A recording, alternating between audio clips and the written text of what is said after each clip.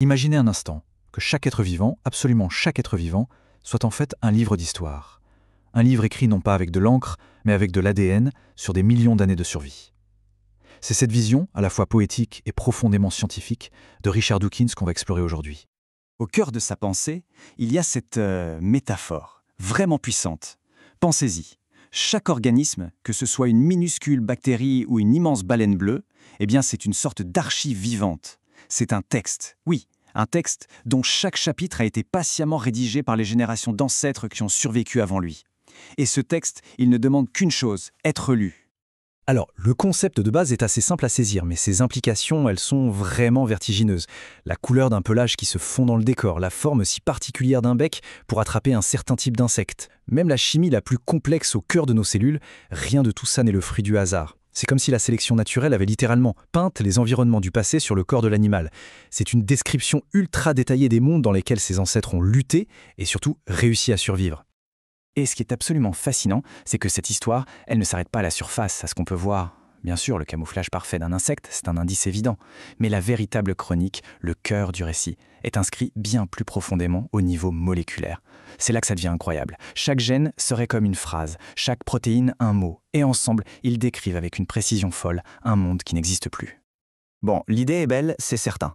Mais concrètement, si les organismes sont des livres, comment fait-on pour les lire ? Comment est-ce que la science peut nous transformer en voyageurs du temps biologique, capables de déchiffrer ces histoires codées dans l'ADN ? Eh bien, il y a principalement deux grandes approches. La première, on va dire, c'est la méthode classique. On examine les indices anatomiques, la forme d'un crâne, la taille des dents, la longueur d'un intestin. Tout ça peut nous en dire long sur ce que mangeait un lointain ancêtre, par exemple. C'est de la déduction. Mais la deuxième approche, elle, c'est une véritable révolution. C'est comme passer de l'analyse de la couverture du livre à la lecture du texte lui-même. On va directement lire le code source, l'ADN, la littérature brute de l'évolution. Et c'est là que la vision de Dawkins devient presque de la science-fiction. Il imagine un futur peut-être pas si lointain, où un scientifique pourrait prendre une simple séquence d'ADN et, juste en la lisant, reconstruire en détail les défis de survie spécifiques que les ancêtres de cet animal ont dû affronter. Le type de prédateur, le climat, la nourriture disponible, tout serait là. C'est une perspective, oui, absolument vertigineuse. Ok, mais là, on touche à un problème de taille. Comment on fait le lien? Comment savoir précisément quel gène est responsable de quel trait? Surtout quand on compare des espèces qui n'ont, en apparence, rien à voir les unes avec les autres. C'est un vrai casse-tête. Heureusement, une technique plutôt ingénieuse a été imaginée pour y répondre. Alors, le nom est un peu barbare, IGWAS, ça veut dire étude d'association pangénomique interespèces. Mais l'idée derrière est assez simple en fait. Il s'agit de prendre une méthode qui existe déjà en recherche médicale pour trouver les gènes liés à des maladies par exemple, et de l'adapter, de la mettre à l'échelle de l'arbre du vivant tout entier. Le processus, en fait, c'est un peu une enquête. Étape 1, on rassemble les suspects. Par exemple, on prend tous les mammifères qui ont fait le chemin inverse et sont retournés vivre dans l'eau. Les castors, les loutres, les baleines. Étape 2, on les compare à leurs plus proches parents qui sont restés sur la terre ferme. Et étape 3, le moment Eureka, on cherche les points communs génétiques que tous nos animaux aquatiques possèdent, mais que leurs cousins terrestres n'ont pas. Bingo, ce sont très probablement les gènes qui codent pour l'adaptation à la vie aquatique. Et c'est là que les choses deviennent vraiment spectaculaires. Parce qu'en se plongeant directement dans le texte génétique, on découvre parfois des liens de parenté complètement inattendus.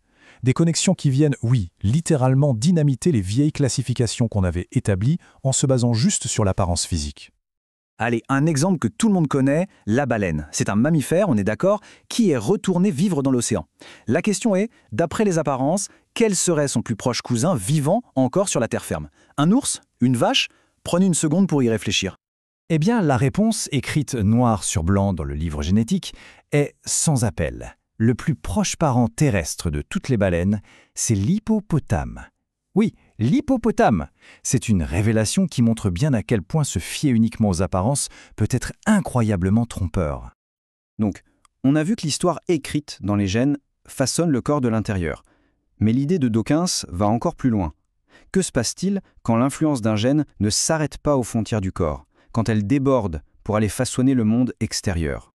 C'est là qu'on arrive à un autre concept absolument central chez Dawkins, le phénotype étendu. C'est sans doute l'une de ses idées les plus puissantes et ses implications sont, tout simplement fascinantes. Le nid d'un oiseau, le barrage d'un castor, la petite maison de pierre qu'une larve de frigane se construit. Et même, plus étrange encore, le comportement d'une fourmi qui, infectée par un parasite, va grimper en haut d'un brin d'herbe pour se faire manger. Tout ça, ce sont des phénotypes étendus. Ce sont des adaptations darwiniennes, le résultat de la sélection naturelle sur des gènes, mais qui se manifestent en dehors du corps de l'animal. C'est comme si le gène agissait à distance, tel un architecte. Alors, si les gènes peuvent avoir un impact sur le monde extérieur, il est logique qu'ils interagissent aussi, et même surtout, entre eux. Et ça nous force à changer complètement notre vision du gène. Il ne faut plus l'imaginer comme un acteur solitaire, mais plutôt comme un membre d'une immense et complexe communauté. Voilà l'idée qui change tout.